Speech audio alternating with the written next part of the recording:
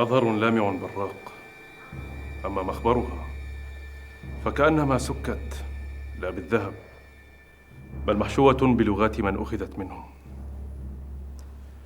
تسير بالجند والمال يا ابن زيدون إلى أن تضعهم بين يدي مولاي الملك. أنا أيها الأمير؟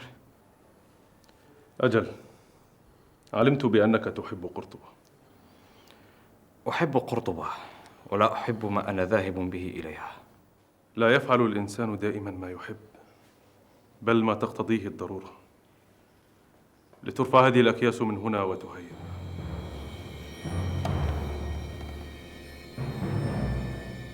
هو كما أردته أيها الأمير، توسعة في المكان واقتصاد وزهد في التزيين. أرجو من الله أن يعينني على حمل الأمانة في هذا المجلس، وأن يلهمني دوما العدل فيه. فما من وال يلي أمر عشرة من المسلمين إلا جاء يوم القيامة ويداه مشدودتان إلى عنقه، فعدله إما يطلقه أو يوثقه. وإنك ممن يطلقهم عدلهم بإذن الله أيها الأمير. ماذا يا سير؟ خاطر مر بي أيها الأمير، فأشركنا فيه. قد سميت هذه الأرض الخلاء مراكش، ومعناها كما تعرف امشي مسرعا، فقد كانت مأوى للصوص، وكان المارون فيها يقولون لرفقائهم مراكش، يحثونهم على الإسراع والخروج منها. وها هو ذات المكان يصبح مأوى وموطنا للأمن والأمان وللعدل والإيمان. بحمد الله، فما كانت لتتسع لنا أغمات، وقد كثر العدد، فيسرنا الله إلى هذا الموضع، وسيكون بإذن الله منطلق الخير للمغرب كله. أتحسب بأنني سأتوقف عند هذا الاتفاق؟ لا، ما أن أتمكن من الأمر حتى أغالي فيما أحصل عليه من هؤلاء الأندلسيين. هذا الذي جاءني مفدا من المعتمد بن عباد صاحب إشبيلية قد وضع عنقه في يدي وعنق ملكه، وسأظل أضغط، فإما أن نزهق روحه بيدي أو تمتلئ بما يرضيني. يا سيدي الكونت، خشيتي على جندنا. لا تكمل ولا تخشى على رجالنا. سأجند لهذه الحرب جندا من المرتزقة يدفع العرب لهم مقدما ثمن أرواحهم، ثم إن جند إشبيلية سيسبقون إلى القتال والقتل. ما كنت لأرفض صفقة كهذه، ساقها إلينا قوم يتخبطون ولا يدرون ما يفعلون. اطمئن. ماذا كنت تقول؟ قول دون تقصد. فأعد. تذمر لتأخر إشبيلية في تلبية أمر مولاي. ليس تلبية أمر مولاك، بل ما طلبته أنت من مولاك، وقد غليت في الطلب، فاصبر حتى تنالها. مولاي، الوزير ابن زيدون قد وصل.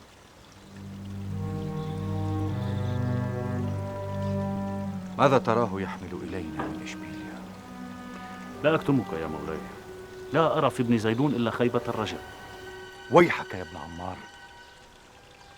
كان عداؤك للأب، فهل أورثته للابن؟ ما كان لي أن أنطق بهذا. تقول كثيرا مما لا ينبغي عليك قوله، آفتك في لسانك، وإنني والله أخشى عليك منه، فقد يوقعك فيما لا قدرة لك على رده. دعني الآن لأرى ما وراء ابن زيدون حين يبلغ إلينا. بانضمام قبائل المعامدة إلينا، وهم على ما هم عليه من الشدة والبأس والعزم، صار بمقدورنا أن نجند ما يربو على 100,000 مقاتل. إن دعاهم الجهاد لبوا. يا سير، إنني أوكل إليك تنظيمهم وأعدادهم، ويعينك مزدلي بن محمد على ذلك. السلام على الأمير ومن معه. وعليكم السلام ورحمة الله وبركاته. ما الذي ردك إلينا يا ابن عائشة؟ خبر ما كنت أتمنى أن أحمله إليكم أيها الأمير.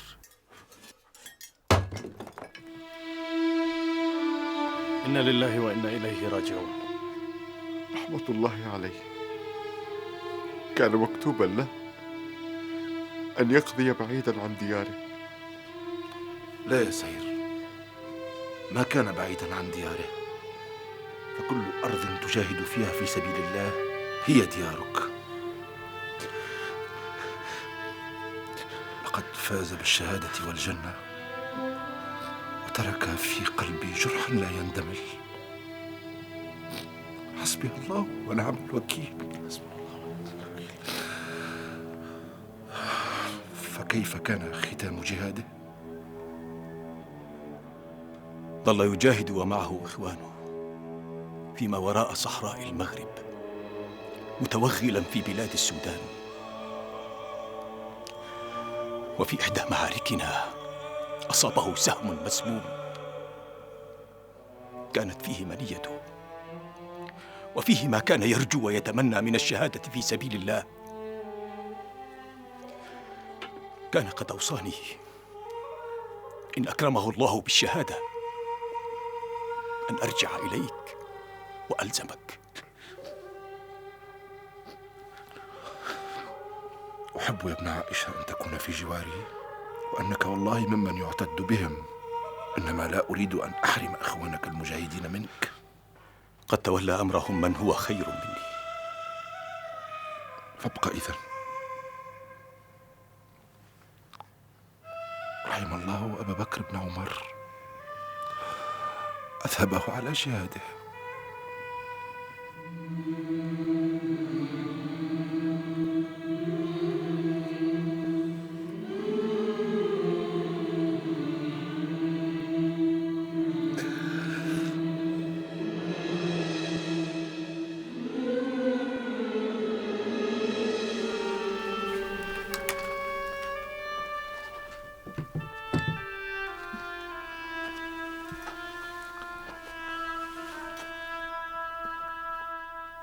غفي يا تميم؟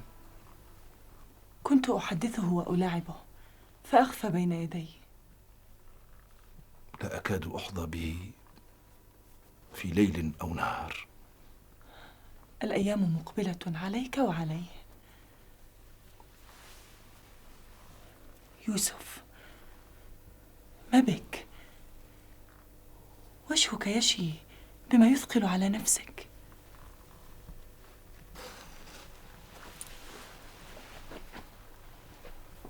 استشهد أبو بكر بن عمر.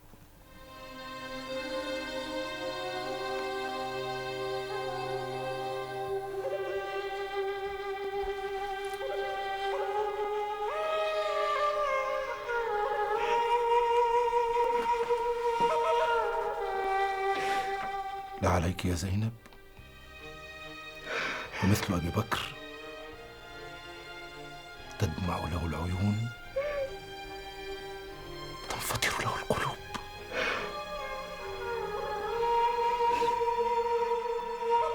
ما ثقل علي شيء كثقل هذا المسير من إشبيلية إلى قرطبة هذه المرة. وأنت قادم إلى لقائي؟ لقاء مولاي يسعدني في كل وقت، لكني خلفت في إشبيلية تذمرا تتحقق به النفوس، وأخشى أن ينفجر بما لا تحمد عقباه. ومما التذمر؟ من هذه الحروب وما تحمله من أعبائها، فقد وجدنا عناء في جمع المال. ألا يسرهم أن تمتد مملكة إشبيلية حتى تبلغ مرسية؟ الناس يسعون بأرزاقهم على عناء ومشقة. تذمر ويزول، ينسونه حين يأتيهم خير ما نسعى فيه من أجلهم. هذا شأن الرعية يا ابن زيدون، التذمر. أمر آخر يا مولاي، أرجو أن يكون خيرا مما سبق. تسرب إليهم نبأ الحملة على مرسية، وعرفوا أنها من تدبير ابن عمار وأنه يقودها، فتشككوا وسورتهم الهواجس بشأنها. ليس ابن عمار إلا أداة في يدنا نحركها حيث شئنا، وما الحملة حملته، ولا يقطع بشيء إلا بأمر ملكه. أرجو أن ينتهي هذا الأمر على الخير الذي كنا ننتظره منه، فقد حملت ما حملت على كره مني، لكني بلغت الأمانة إلى صاحبها، فاعتقني منها وردني إلى إشبيلية. بل أبقيك معي في قرطبة إلى أن ينجلي الأمر وينتهي إلى غايته، فتسير معي إلى مرسية، وبعدها إلى إشبيلية، لأحمل إليها النصر الذي أنتظره بضم مرسية. أيها الحاجب، سأستدعي ابن عمار. أتعفيني يا مولاي من لقائه، فهذا شأن بين مولاي وبينه. لا يا ابن زيدون، هذا ليس شأن خاص. أنت وزير في مجلس ملك. أرسلني المعتضد لأقف على حال المغرب وحال المرابطين فيه. بعد أن سمعنا عنهم رجعت وقد مات المعتضد، فما عرفت مقصده من الاهتمام بأمره. أما المعتمد فما وجدت عنده اهتماما به. عرفنا أنهم صحراويون أجلاف قساة، بل هم أولو عزم وأهل بأس، متمسكون بشرع الله، يجاهدون في سبيله. أراك كثير الثناء عليهم. معرفتي بهم يسيرة، غير أنني وجدت عندهم ما فقدته في ديارنا. لماذا لا تحدث الملك المعتمد بأمرهم؟ بما أحدثه؟ أفصح عما بخاطرك. يا ابن قرة، قبل مئات السنين استنجد الإسبان النصارى بمسلمي المغرب لإنقاذهم من ظلم ملوكهم وتعسف الغريق، فهب المسلمون في المغرب لنجدة نصارى الأندلس. وها نحن نواجه ظلم ملوك الإسبان وعدوانهم. فلما لا يستنجد ملوك الأندلس بمسلمي المغرب لرد هذا العدوان؟ يا ابن أدهم، الخطر على الأندلس في تناحر الملوك فيما بينهم فوق خطر الإفرنج وملك الإسبان. فمن ينقذ ومن يدعو ومع من وضد من؟ هذه حال أندلسنا. هذه حال أندلسنا. سأرجع أنا إلى المسجد وترجع أنت إلى مجلس الملك.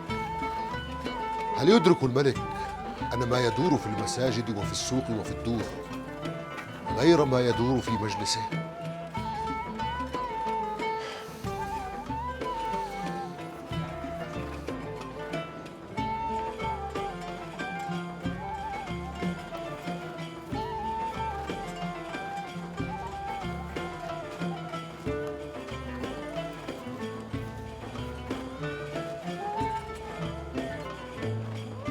تعجلت في وضع لباس الحرب.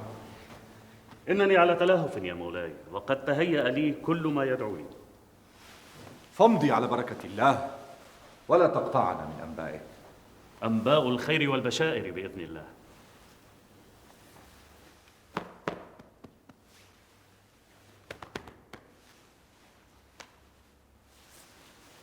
ألا تودعني يا ابن زيدون وتدعو لي بالنصر؟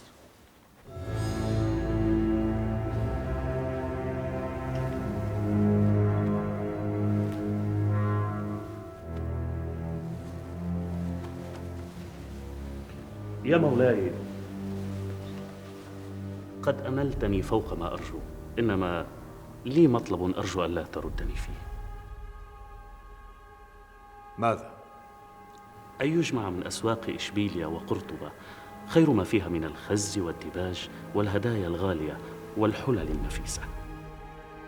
أكثرت يا ابن عمار، فلماذا كل هذا؟ بعد النصر وانتزاع مرسية وعند البيعة لمولاي المعتمد توزع هذه العطايا وتهدى إلى أعيان مرسية، فيميل عما هم عليه من الولاء. أتريد شراء الولاء لي بهذه؟ هذه حال الدنيا وحال أعيان الأندلس، كلهم على هذا. هذا أمر يسير نتدبره يا مولاي. امضي يا ابن عمار قبل أن تفاجئنا بمطلب آخر. كيف علمتم؟ كيف يعقد تحالفا مع الأندلسيين دون أن يرجع إلينا؟ تحالف موقوت يا سيدي، ولغاية محدودة.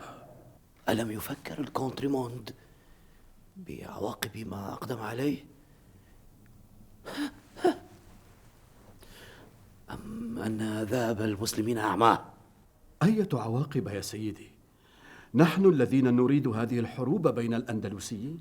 ليس بعد أن ضم ابن عباد قرطبة إلى ملكه فإن تمكن من أن يضم مرسية وانطلق منها إلى غرناطة فكأنه يعيد توحيد الأندلس في دولة واحدة.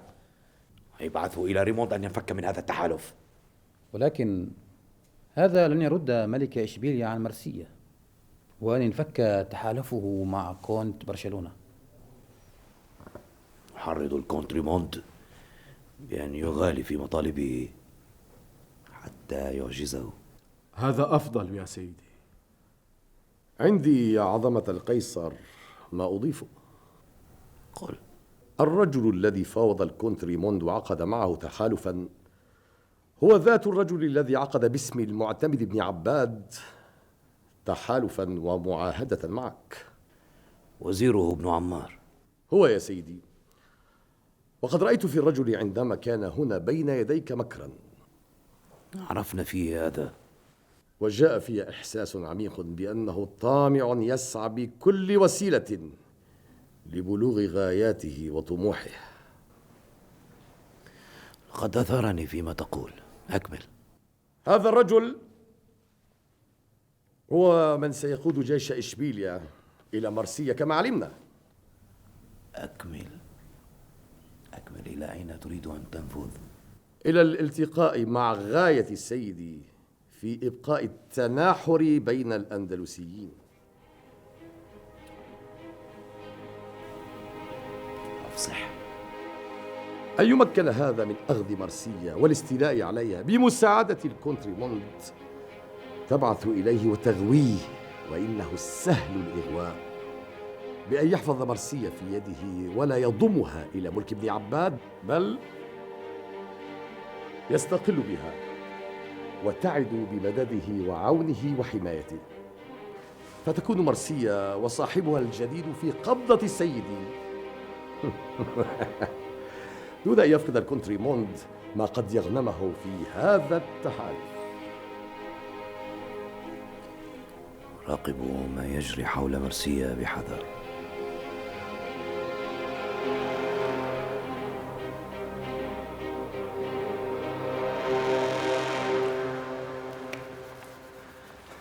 إن تمكن ابن عباد من مرسية وبعدها فالنسيا، صارت غرناطة محاطة ومحاصرة بملكه وبأطماعه. لقد حذرت يا مولاي، لكنك قلت إن غرناطة بعيدة آمنة، وها هو الخطر يقترب منها. كنت على خطأ، وهذا شأننا، نغفل عن الأخطاء حتى تدهمنا. فماذا ترى؟ نقوي دفاعات غرناطة وتحصينها، ونرقب ما يحدث في مرسية. فإن تكشفت نية ابن عباد بعد هذا عن غزو آخر، لا بد لنا أن نحالف الإسبان ليردوه عنا. إنما عندي رأي. قل. أن تستخدم من المغرب الأقصى بدو سحاريه تجندهم، فإنهم أشداء في القتال. أما بلغك ما بلغنا من أن قبائل المغرب كله قد دانت لأولئك الذين سمعنا عنهم المرابطون؟ لا أقصد هؤلاء، بل من البدو الذين ما زالوا خارج نفوذهم، فإن استقدمتهم إلى غرناطة فسيدافعون عنها. إنهم عجلاف، فإن انتقلوا نقلوا معهم ما طبعوا عليه وأفسدوا علينا غرناطة. نريدهم للقتال. وإن انتهى القتال أتراهم يرتدون إلى ديارهم الصحراوية؟ اطوي هذا الرأي فما راق لي. كثرت علينا رسائل قداسة البابا، ولكننا بحاجة إليها في حربنا المقدسة هذه. قداسة البابا يستحثكم، وهذه أهم رسائله. اقرأها يا راميرو، اقرأها وعلمنا بما فيها.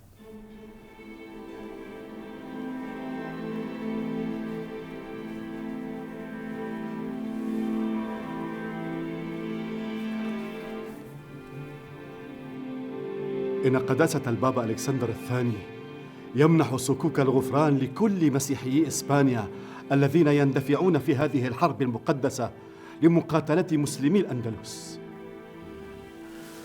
خذوا رسالة قداسة البابا وانشروها وبثوا ما فيها في كل أرجاء إسبانيا، فإنني أوكل إليك هذا الأمر، وإذا استطعت أن تنفذ به إلى المسيحيين الذين يعيشون داخل ديار الأندلس فافعل.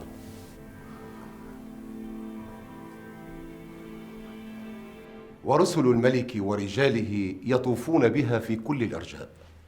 لا يحسب أن الرسالة وما فيها من وعد بصكوك الغفران إلا وقد انتشر نبوءها وستفعل فعلها.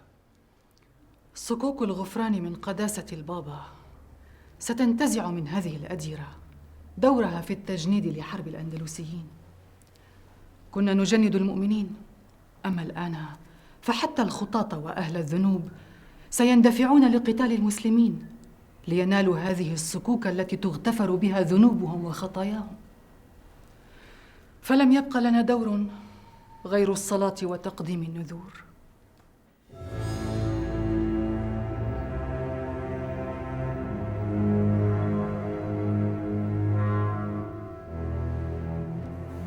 ما عدت أدري أيهما كانت أقرب إلى نفسي، التجارة أم السياسة، إلا إن كانتا متشابهتين.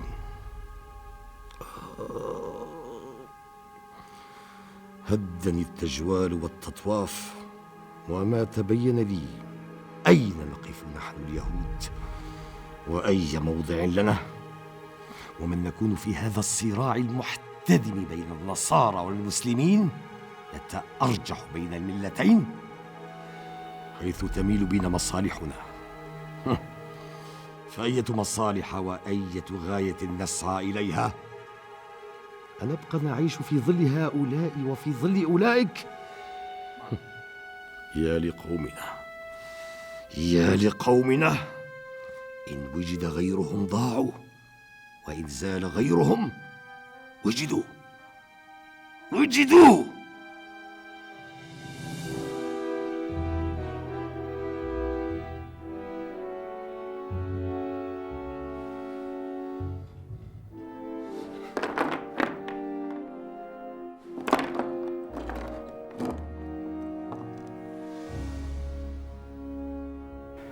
مولاي، ماذا هنا؟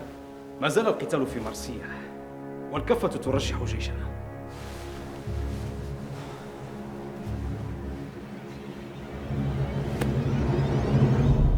انتشر نبأ صكوك الغفران البابوي انتشارا واسعا، وننتظر حشودا تغص بهم ميادين قشتالة.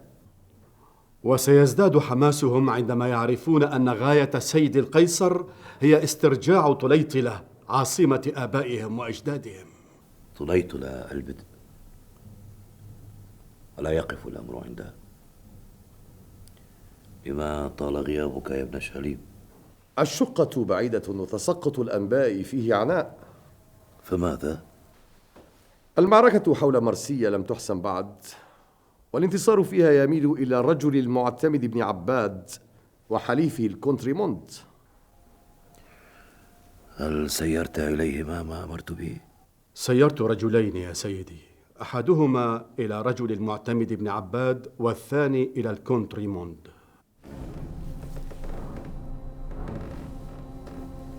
حسن، إذن نعد لمعركتنا الكبيرة في طليطلة. ما حمل إلي نبأ أسوأ من الذي ذكرت. كان علي أن أسبق إلى مرسية، وكان ذلك ممكنا وقد غفلنا عنه. اغتصب قرطبة، فكان علينا أن نرد عليه بأخذ مرسية.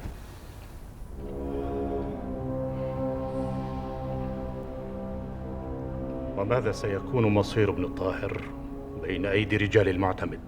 يا مولاي، لندع ما هو خارج أسوار طليطلة بعيدا عن تفكيرنا الآن. وقد تيقنت بعد نبأ مرسية بأن طليطلة ستكون هدف الخطر المقبل. هاتوا الرجل. أي رجل؟ ستراه أمامك يا مولاي. إن كان ما بلغنا من نبأ مرسية صادقا، فلماذا لا يبعث إلينا ابن عمار؟ من يقدر أن يكشف عما يضمر به ابن عمار؟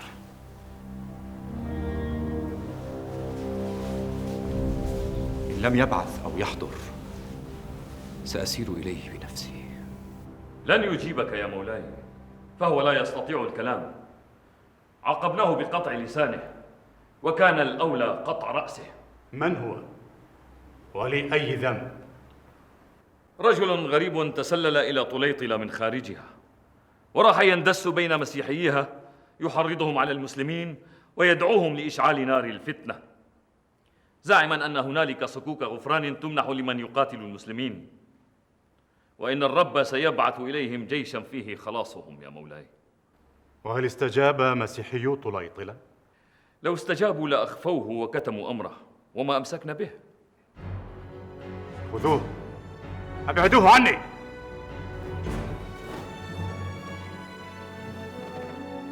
ماذا نفعل بابن طاهر يا مولاي صاحب مرسية؟ أتسمي ابن طاهر صاحب مرسية؟ من صاحب مرسية؟ من ترى أمامك؟ أنت يا مولاي. هكذا. ماذا أردت؟ أسأل عن ابن طاهر، ماذا سنفعل به؟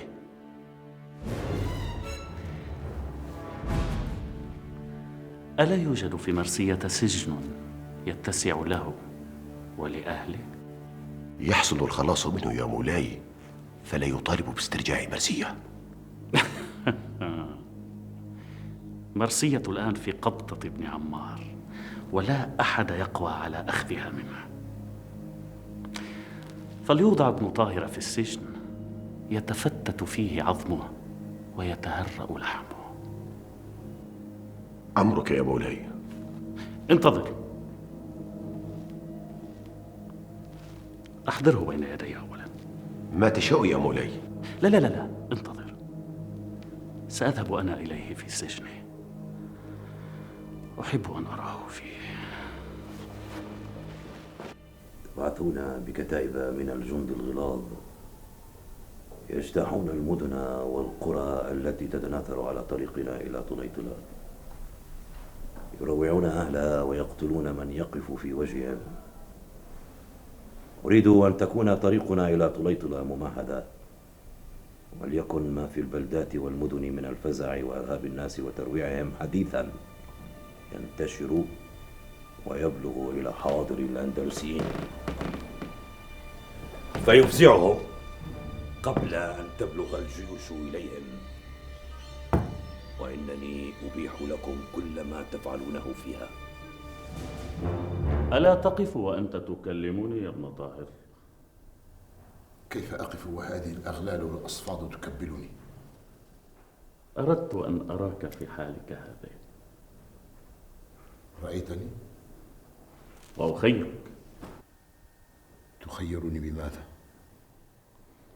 أطلقك من سجنك هذا وتذهب بعيدا عن مرسية، إنما بعد أن تتنازل لي أمام القوم جميعا عن مرسية وتبايعني. أبايعك أنت أم أن البيعة للمعتمد بن عباد الذي أرسلك؟ أم تراها للكونت ريموند الذي حلفته؟ اصمت واسمع ما أقول. قلت وسمعت. فماذا ترى؟ أريد ثمنا غالا لهذا الذي طلبته يا ابن عمار. أي ثمن؟ أريد جبة مهترئة ممزقة وقلنسو. ويحك، ماذا تقصد بطلبك هذا؟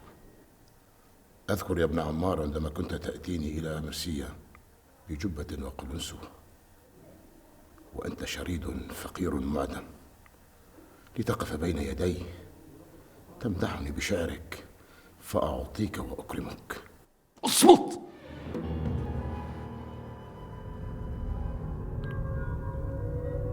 قد كان هذا. رأيت كيف تنقلب الدنيا بأهلها؟ وستنقلب بك يا ابن عمار.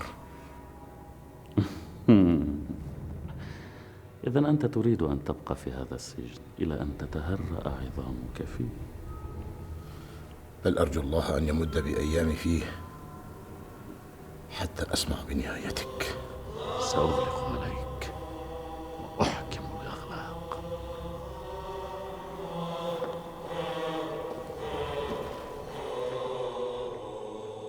هذا المال الذي بعث به ابن عمار صاحب مرسية. صار صاحب مرسية؟ هذا لم يعد يكفي. سنطالبه ب30,000 مثقال ذهبا، وإن لم يرسلها فإنني أرسل الجيش الذي أعانه على أخذ مرسية لانتزاع مرسية منه وقتله. سأفعل. لا ترسل أحدا، اذهب أنت. أجل يا مولاي. اجمع أعيان مرسية لأخذ البيعة منهم. أتكون البيعة لك يا مولاي أم لمولاي الملك المعتمد بن عباد؟ إن أعدت مثل هذا القول كانت نهايتك فيه. اذهب!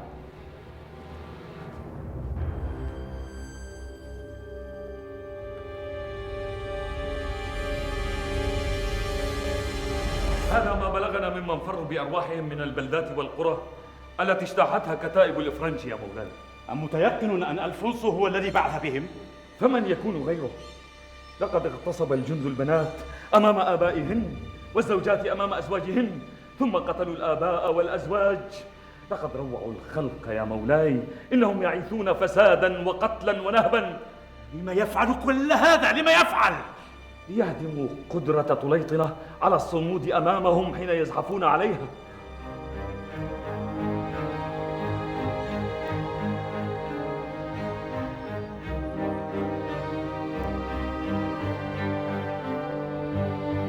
حذرتك منه يا مولاي. لا أظن أن ابن عمار يمضي في هذا. تحسن الظن به، وما هو أهل لحسن ظنك؟ إلى أن أتيقن.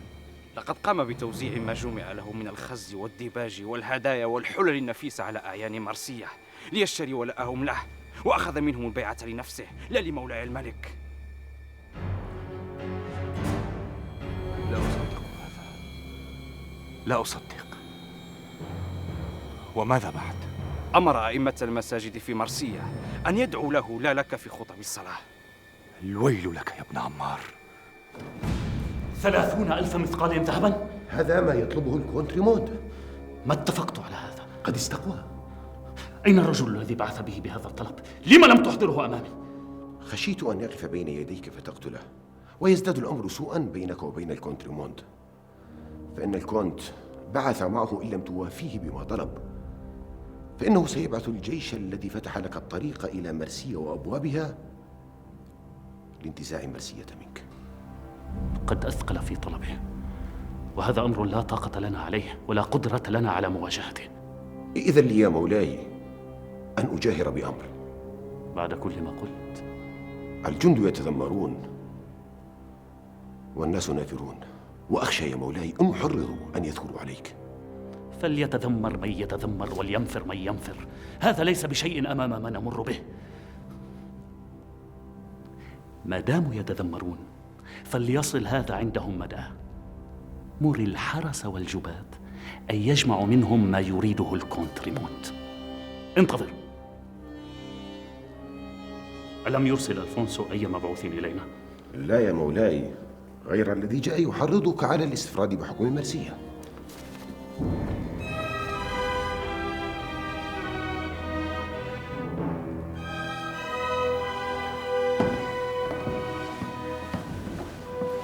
لا ينفرط حكم المعتمد ولا آل عباد لخروج ومروق رجل كابن عمار، وإن الملك لن يتهاون في هذا الشأن. إن رأيت أسير إلى قرطبة أقف على جلية الأمر. الأمر واضح جلي، وليس هذا ما يحتاجه الملك. فمرني أيها الأمير أن أسير بمن تبقى من جيش إشبيلية إلى مرسية، وآتي بابن عمار هذا، فما هو إلا عبد آبق. ننتظر في هذا الشأن ما يأمر به مولانا الملك. حذرته لكنه لم يستمع إلي، ظن أن كل ما حذرته منه بسبب نفوري وكراهية لابن عمار، وها هو يلقى منه ما لم ينتظر. ما كان ليستمع لامرأة لا يراها إلا في هذا المخدع.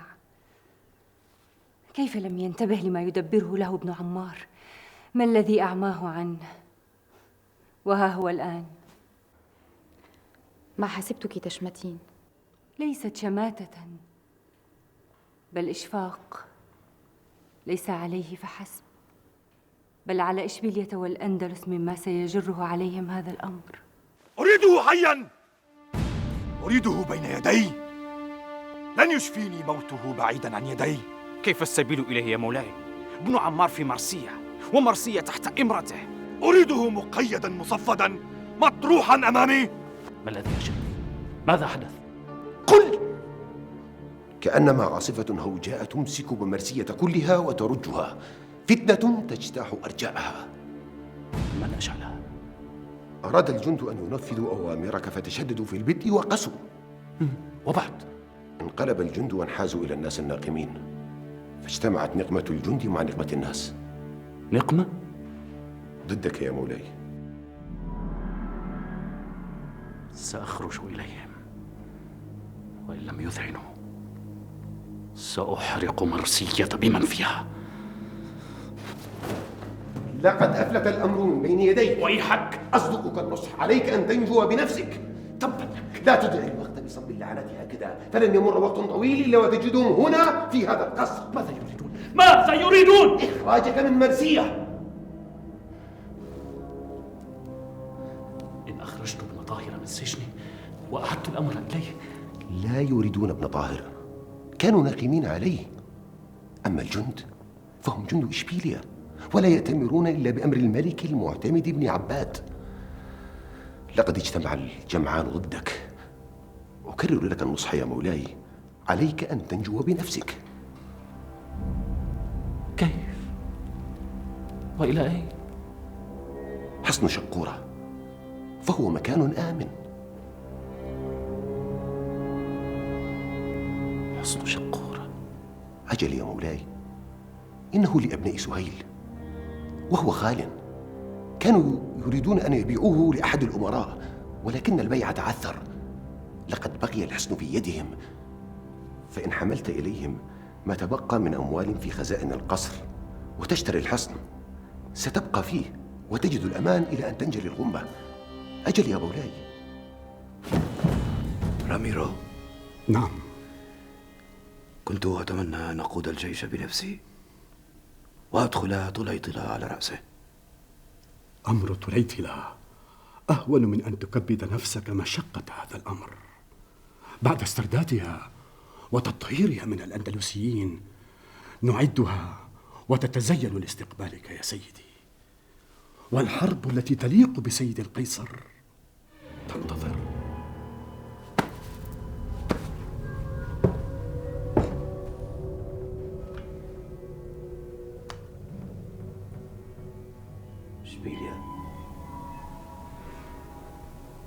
إشبيلية وقرطبة.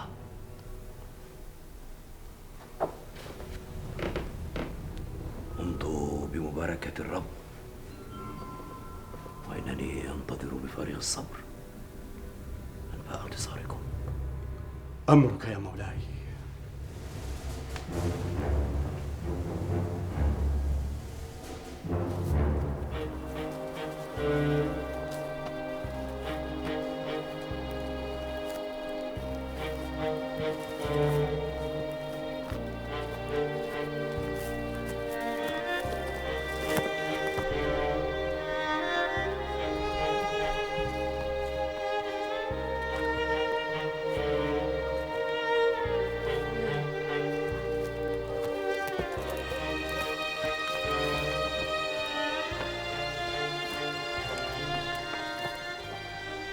إلى أين؟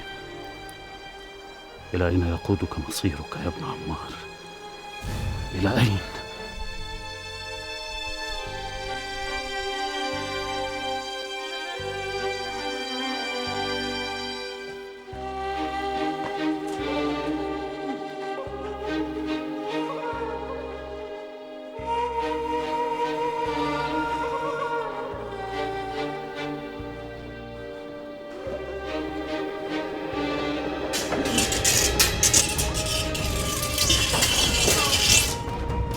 من أنتم؟ دعوني! دعوني! هل جئتك بنبأ من قبل وكنت كاذبا فيه؟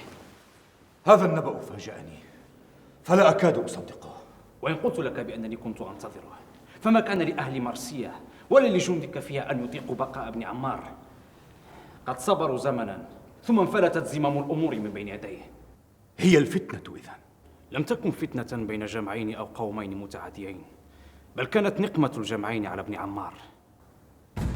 أين هو وماذا بشأنه؟ طلبته حيا.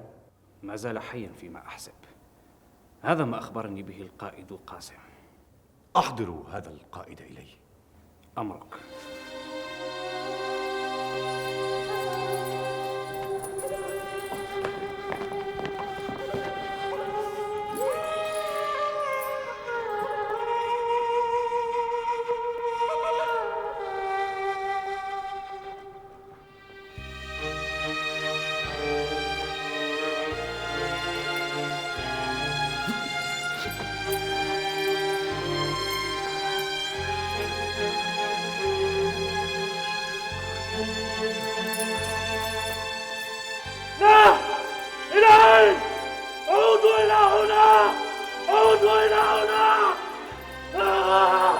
ومع الوقت في مرسية أخذت تتكشف لي معايبه وسوءاته، وابن عمار إن حمله خوفه فقد بلغ به حصن شقورة. حصن شقورة؟ علمت أنه حصن لأبناء سهيل في خلاء بين قرطبة ومرسية. أرادوا بيعه ثم حفظوه إذ لم يجدوا من يشريه. وما الذي ذهب بابن عمار إليه؟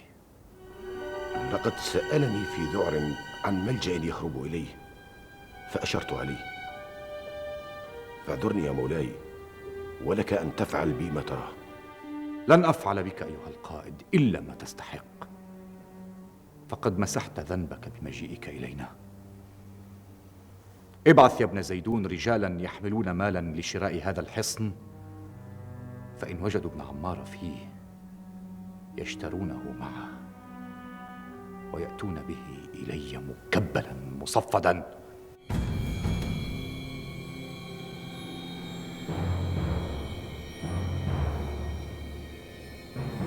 ماذا ستفعلون بي؟ وماذا يفعل بمثلك؟ سنبيعك في سوق النخاسة إن وجد من يشتريك. لقد أحضرت إليك كل ما قدرت عليه من مال.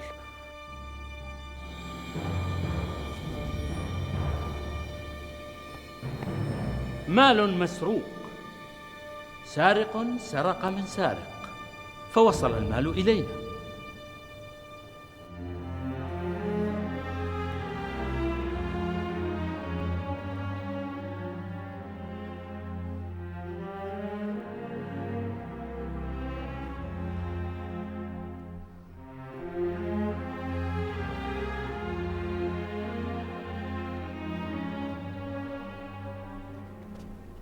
ما عدت تعرفين النوم.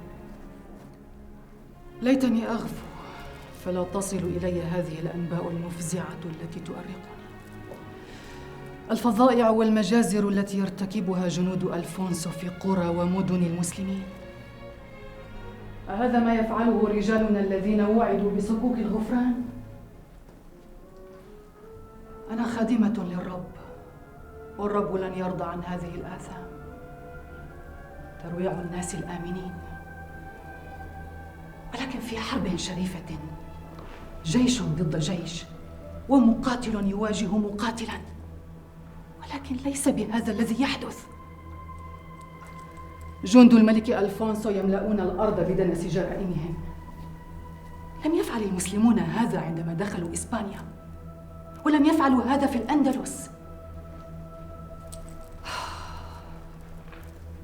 ستكون حربا مدنسة آثمة.